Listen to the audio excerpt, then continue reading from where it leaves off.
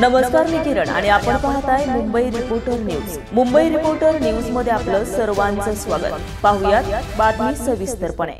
भाषा संवादाचं माध्यम असताना काही नेते तिला विवादाचं शस्त्र बनवत आहेत. अर्णव मराठी असून हिंदी बोलला, हा काय त्याचा गुन्हा होता का? भाषा अभिमान ठेवा, पण आपल्या इतर भारतीय भाषांचा द्वेष करण्यात काय अर्थ आहे? या भाषा द्वेषाच्या नावाने महाराष्ट्रात विष कालवण्याच्या सत्ता पिसासूंचा हेतू ओळखा.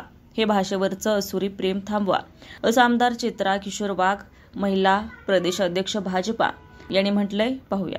नमस्कार. भाषा हे संवादाचं माध्यम असायला पाहिजे की विवादाचं?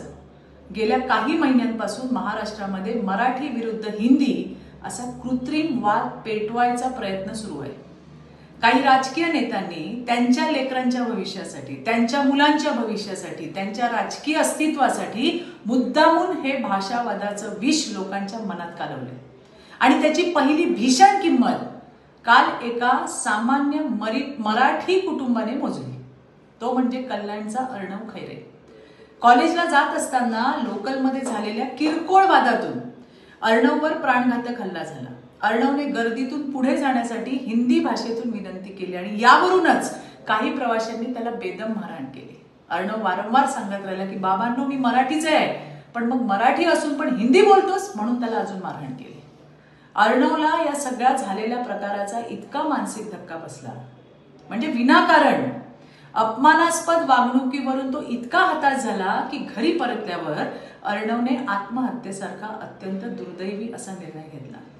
काय होता अर्णवचा गुन्हा? काय होता? तो मराठी असून हिंदी बोलला, हा? मग हे भाषाभिमानी नेत्यांची मुलं इंग्रजी माध्यमात शिकतात, परदेशी विद्यापीठात शिक्षण घेतात, ते तुम्हाला चालतं. याच नेत्यांची मुलं बॉलिवूड पार्ट्यांमध्ये जातात, तेव्हा मराठीत बोलतात का? याचा विचार त्या मारहाण करणाऱ्यांनी केलाय का? झाला प्रकार फक्त हिंसेचा नाही, हा जाणून बुजून पेरल्या जाणाऱ्या भाषावादाच्या राजकारणाचा परिणाम आहे. लक्षात घ्या, मराठीचा मान राखणं आणि भाषेच्या नावावर द्वेष पसरवणं यात प्रचंड फरक आहे.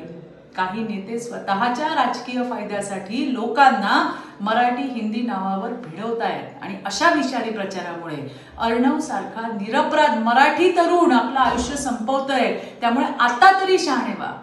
जे लोक एकीकडे भाषेच्या नावावर तुमच्या मनात विष कालवतायत, तीच सत्तांत मंडळी लांगुल चालनाचं राजकारण करताना सोयीनुसार, आपापल्या सोयीनुसार भाषाभेद विसरून एकोप्याची भाषा करतात. त्यांचा दुटप्पीपणा ओळखा.